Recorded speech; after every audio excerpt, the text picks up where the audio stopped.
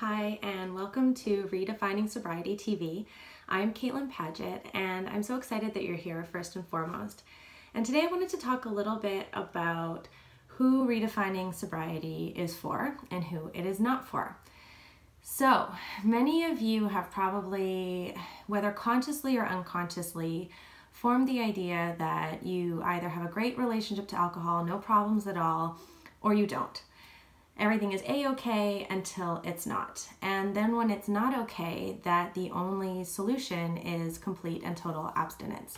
This is certainly what I grew up hearing and thinking, and what was taught to me in school, and then just through popular culture and the stories that we hear about celebrities in the media, who are fine and living their lives, and then they get completely derailed. They have problems, their lifestyle is out of control, they have to go away to a recovery program and commit to a certain path or program and completely overhaul and change their lives. And I don't know about you, but when I was really struggling with alcohol, this created a barrier for me because I didn't feel like I was somebody who needed to be in a lifelong type program. I didn't feel, and still don't feel, like an alcoholic, or that was a label that made sense for me. But I had very real problems with alcohol, and I really struggled at times. Unfortunately, I prevented myself from getting the help and the support that I needed because I couldn't really find a place where I wouldn't be judged, where I could find my own way and be supported to make some changes based on what I wanted and what I needed from my sobriety. And there's a lot of research now that shows that only a small percentage of the population, about 10% of the population, are the people that we think of as having that alcohol gene. The people who have one sip of alcohol and can't stop. You might have heard the saying, one drink might as well mean 100 or mean 1,000. There are a few people, a small percentage of the population, that is true for. However, that is not true for the majority of us. We might struggle with alcohol at times, and yet we are not what would be classified as people with an addiction, or what is now part of the DSM, which is the Diagnostic Manual, considered as very problematic or severe problematic alcohol use disorder. So where do we fit in? If we're that 85 to 90% of the population, according to the Center for Disease Control, what is there out there for us? And there are a few different programs around moderation, around smart recovery, ones that really focus on behavior change and learning how to make shifts in our lifestyle so that we can define what we want our relationship to alcohol to be for ourselves. And that is really what Redefining Sobriety is all about. Now, if you're watching this, I can bet money on the fact that you know which category of people you fall into. And if you fall into that category of people who just cannot have a drink of alcohol without it turning into a massive bender or daily drinking, then Redefining Sobriety is not for you. Not now, at least. I don't like to say never. That was a double negative, but I'm okay with it. So you might need some more intensive support. I would definitely suggest reaching out to a substance abuse counselor, to your doctor, to an inpatient or outpatient treatment facility, because unfortunately there's a level of support that I cannot provide you through this video or through what we're offering in Redefining Sobriety, because it's a chemical imbalance and a physical dependency that you're struggling with.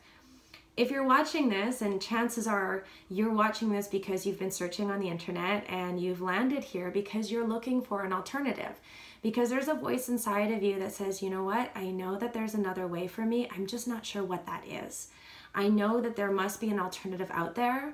I know that what I'm doing isn't working and I'm not happy with my relationship to alcohol, but I'm not sure where to go for support in order to have the relationship to alcohol that I do want, that does honor my unique background, my unique history, my desires, and where I see myself in the future.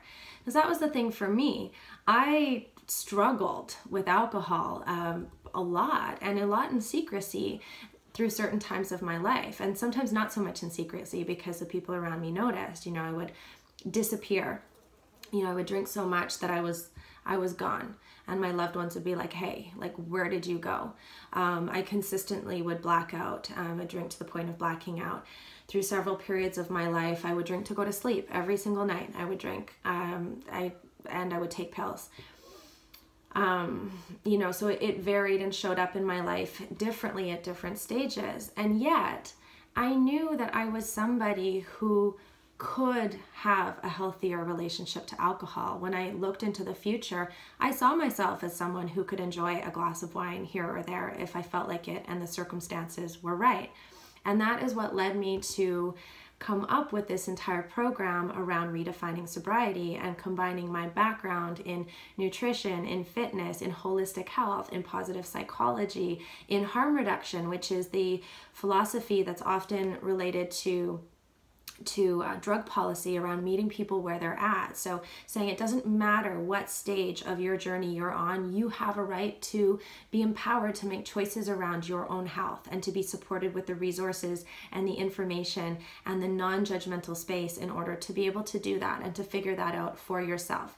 That we are our own best guides and that every single person has a right to make decisions on their own health based on what they want, and to know that that might change. So what you want for yourself today might change in a few years, and there might be a period also of trial and error between now and sort of figuring it out, and that's okay too, and you deserve to be supported every step along the way. And that's what I'm here to do, and that's what we do for each other here in Redefining Sobriety.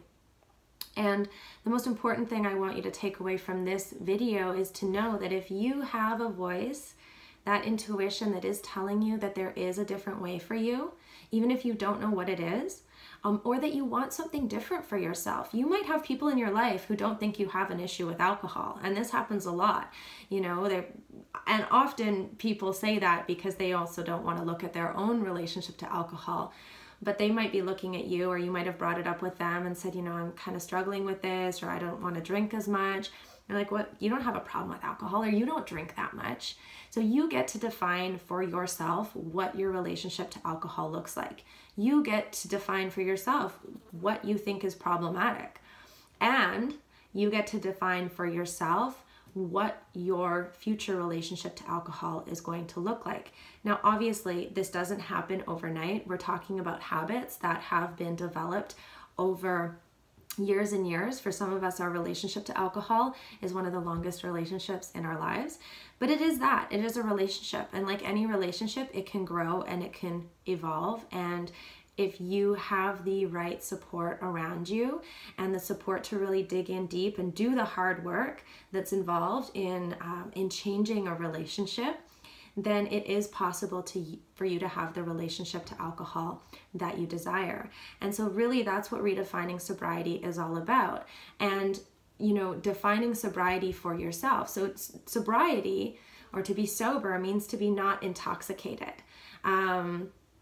It means, and for me, it means to define that state of consciousness for yourself. So that might mean that you decide that you never want to be drunk again. You know, that's your version of sobriety, and that is also part of my personal version of sobriety.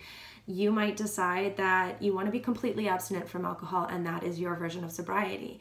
You might decide that you only want to drink alcohol under very specific and certain circumstances.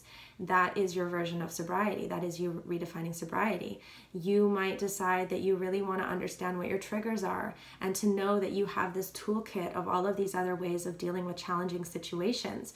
And you get off of autopilot and you make a conscious choice of, is this my best yes? Is this the thing that most serves me, my health, and my happiness in this moment? And that is what we're here to do, is to help you figure out the answer to those questions.